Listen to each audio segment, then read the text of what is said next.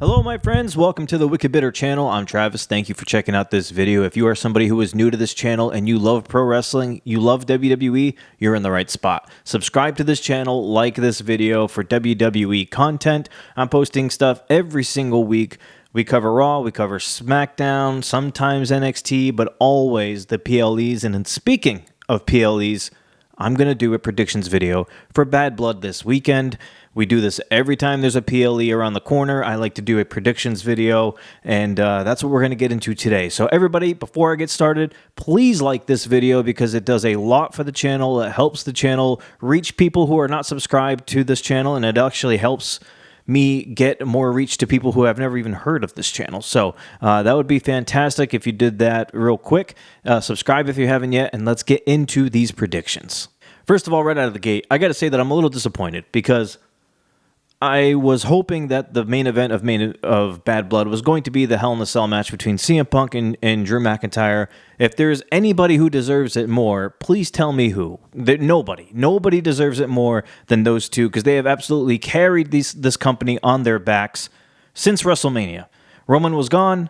Cody wasn't doing much with his stuff over there on SmackDown, not to his fault because he had no one to really work with. There was no major heel over there. I mean, at best, he had Solo, and Solo was still kind of, for a couple of months, building himself up, plus bringing in people that most of the WWE audience has never seen before and trying to get them over as well. So it's not Cody's fault, but the people who have been carrying this company since WrestleMania, CM Punk and Drew McIntyre. Not only that, they have a Hell in a Cell match. Why wouldn't that be the main event of Bad Blood? The only reason I could think of, and there's rumors going around, like I mentioned in the email video I just did before this, was there's rumors of somebody returning at Bad Blood. And, there were speculation about Brock Lesnar, speculation about The Rock. There have been some points made that it's probably not Brock Lesnar because of all the allegations, and the new Netflix documentary that just came out puts Brock in a bad light, so that's understandable. But if you're going to talk about somebody returning, and it was referred to by Pat McAfee asking Cody Rhodes, hey, I heard the big guys are returning. Who's the big guy? If it's not Brock, it's not Ryback. It better not be Ryback. Who else is left? Maybe The Rock. So, it would make sense, The Rock returning. I mean, Survivor Series is right on the corner. Maybe The Rock performs there. I've actually made predictions in the past that maybe The Rock faces Cody at Survivor Series if WWE wants to get The Rock versus Roman at WrestleMania since they didn't get to last year. Maybe this is the way. Rock said that when he comes back, whether Cody's holding that title or not, he's coming for Cody. So Cody still has the title. So if The Rock comes back and he's aiming for Cody, then they could maybe face each other at Survivor Series or maybe even at Royal Rumble if they want to stretch it out that far. Or let's say The Rock comes back because he's aiming for Roman Reigns, not happy that Roman has, in The Rock's eyes, turned his back on family, or the fact that Roman is teaming up with Cody. I mean, we can do something with that kind of thing. But it looks like the tag team match will be main eventing Bad Blood, and that's a very long intro to the whole thing of what we're doing here today. Let's get into the actual predictions themselves. So if we're going to do CM Punk versus Drew McIntyre as the first match, the opener, the Hell in a Cell match, a match that should be a main event, I expect this to be... So first of all, I expect both men to bleed. They both have gone on TV on Monday Night Raw and promised in their promos that they're going to make each other bleed. They're going to put each other through pain. Now, if you're expecting a Hell in the Cell match of the past where somebody gets thrown off the cell on the top, probably not going to happen. But I think it'll be an interesting match. I do believe, and WWE has done better at this lately in the past few years, several years, where there are weapons under the ring where you can introduce a table, inside of the cell, stuff like that. I fully expect to see things like that. I don't want to say thumbtacks. That might be a little too gruesome, but something of that level, maybe a chain, maybe, I don't know, obviously kendo sticks, chairs, tables. I believe this will be a pretty decent, violent brawl between these two. But I do think CM Punk comes out on top here. And Adam Pearce has mentioned before, this is it. This is the finality of these two facing each other. So I think you would give it to Punk here. They're tied 1-1 right now.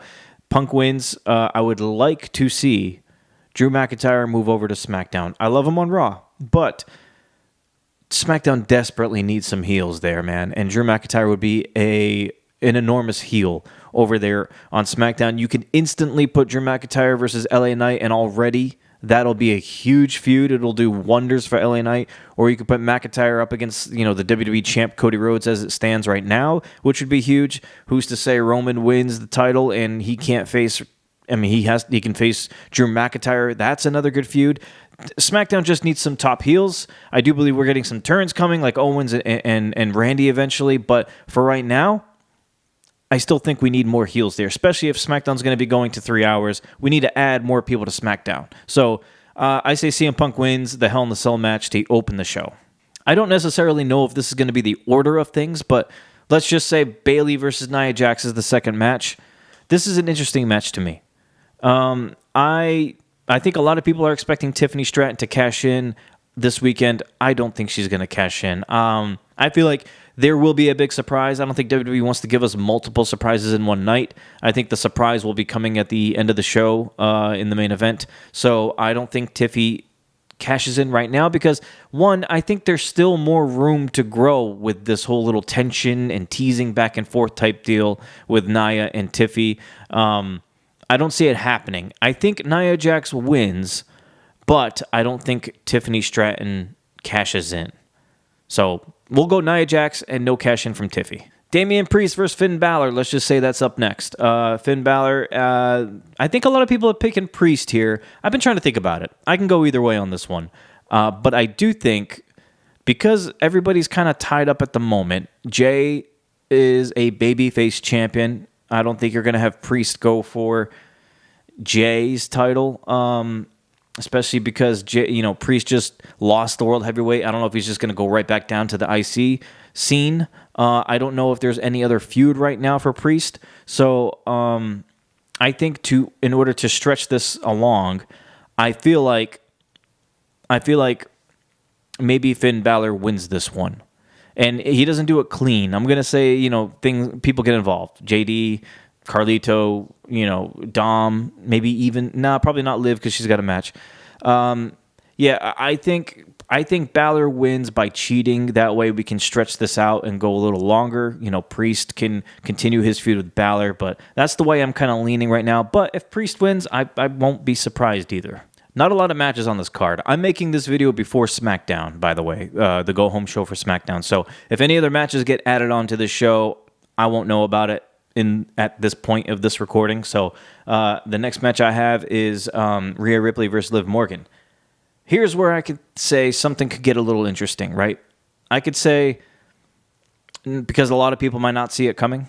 Well, first of all, let me just tell you who I think will win. I think because Balor beats Priest in my predictions, I think Rhea will beat Liv for the championship. Now, that's not exactly necessarily what I want to happen. I've been on record on these videos before saying that I kind of rather see New Blood as women's champion.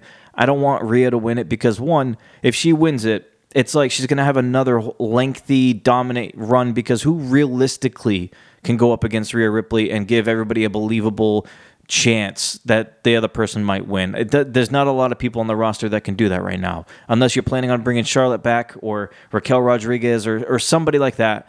There's nothing that really threatens Rhea's reign. So, but I think if you're going to Balor win, I think the opposite needs to happen for the Liv and Rhea. I don't think it's going to be a clean sweep for the Terror Twins. And if it is, let's just say Rhea and Priest win, then that should be it with that whole feud. That should just wipe it clean, like they don't bother each other anymore, and I don't think that's what's going to happen. I think it's going to be one or the other. Either Priest wins and Liv wins, or Balor wins and Rhea wins. So I'm going Balor and Rhea on this one. If it's flipped, I won't be surprised. But if it's a sweep, if both Rhea and Priest win, I'll be surprised. Or if both Rhea and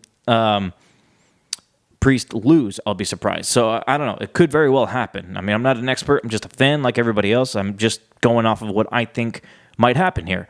What I was teasing at first when I was getting into the Rhea thing, I think that WWE has an opportunity here to swerve a lot of people and surprise a lot of people. I said earlier, I don't think Stratton is going to cash in on Jax. What if Stratton cashed in this match? What if Tiffany Stratton cashed in during this match or right after it or whatever? Like, that would be an interesting thing to do. And if she cashed in and won, then you can move Tiffany Stratton to Raw, and that gives Rhea Ripley someone else to really get in the ring with. And I think Stratton would be great on Raw. And not only that, Kaiser is on Raw, and that's Tiffany Stratton's boyfriend. So I think that's a cool way to get them to be together. Not on screen, but they can travel together, all that kind of stuff. I like the dynamic between Tiffany Stratton and Nia Jax, for sure. But I feel like Raw's or SmackDown's women division has more potential of other people stepping up. You know, you got Bayley, even Naomi, I feel like is going to do something. Nia Jax over there. Charlotte when she returns at some point. So SmackDown's pretty promising. Raw, on the other hand, doesn't really have any main event women's superstars other than Rhea Ripley and Liv Morgan. And, you know, that's no disrespect to people who are not on screen currently. Like, Asuka is definitely a main event person. She just hasn't been around. Becky Lynch hasn't been around, but she was on Raw. So, I mean, until Raw gets another top quality main event women's superstar, I feel like this would be a great way for Tiffany Stratton to cash in, win the title, and then she'll be on Raw. And that way you have the dynamic of Stratton, Ripley, and even Liv Morgan. And then maybe down the line, Becky shows up, or, you know, someone gets a call up from NXT or something. I feel like that's the direction they could go. I don't know if they will. I don't know if WWE likes to do surprises that way, but that'd be a pretty cool shock to everybody. Okay, we got the main event. I mean, this went by quickly. We got the Bloodline, which is, I believe it's going to be Solo and Fatu versus Cody Rhodes and Roman Reigns. Now, I don't know what to expect in this match. I don't think they've announced it to be Bloodline rules. As far as I know, this is a regular tag team match. If I'm wrong on that, please let me know. I don't think there's like a no DQ thing. Like, I just think it's a normal tag team match. I'm interested to see if the Tongans get involved because they have a tag team championship ladder match triple threat on SmackDown. So I don't know if they still have their titles or if WWE is just not going to have them on TV or get involved in this match, to some degree. It would be a cool opportunity to have Jimmy show up to even the odds a little bit. Or maybe Jay at some point, since he doesn't have a match tonight or at Bad Blood. But the big rumor is that The Rock is showing up. Now, I actually saw another thing today that The Rock mentioned that he'll be in town in Atlanta for Bad Blood. I don't know if that's accurate or not because I haven't gone to check. I just saw maybe it was like a rumor or a dirt sheet thing. So I don't know if that's actually happening. I don't know if The Rock said that or if somebody just insinuated he said that. I don't know. But before even that happened, I still expected somebody to show up due to Pat McAfee asking Cody Rhodes, hey, I heard the big man's coming back. And I thought it was either The Rock or Brock. And if it's not going to be Brock, then who is it? So interesting. I think The Rock will show up. I will predict that because of everything I've heard lately. What he does, though, is what's going to be interesting. Does he go for Cody? Does he go for Roman? Or does he even go for Solo in the Bloodline? I don't think he will. I think The Rock's coming back as the final boss heel. So I don't think The Rock will go against the Bloodline. I think it'll be interesting if he gets involved with Roman or if he makes it abundantly clear that he's coming for Cody. That's going to be interesting.